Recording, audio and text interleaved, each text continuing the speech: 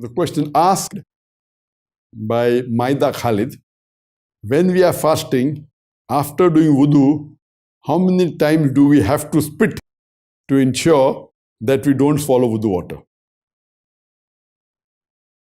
When you do wudu, one of the important things you do in wudu is you gargle, you put water into your mouth. And when you gargle, you throw the water out.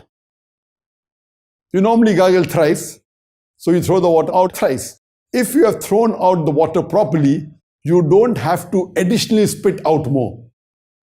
There's a misconception that many of the people think that you have to keep on spitting. When you gargle, but naturally you gargle in the mouth, you put water and you throw the water out.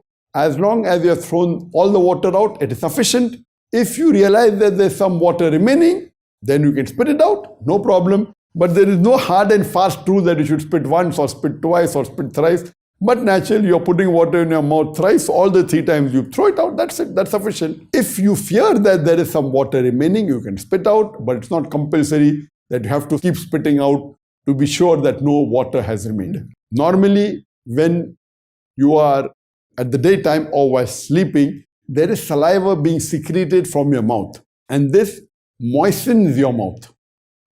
This saliva, which is normally secreted, it normally goes back. It is secreted and it is ingested, there's no harm at all. But purposefully, if you collect saliva in your mouth and make it into a large quantity and then you swallow, that is wrong. But normally the saliva which is secreted, it goes into the stomach, there's no problem at all, whether you're awake or whether you're asleep. So similarly, while doing wudu, normally the sunnah of wudu is that you have to sniff excessively. That's the sunnah of the wudu.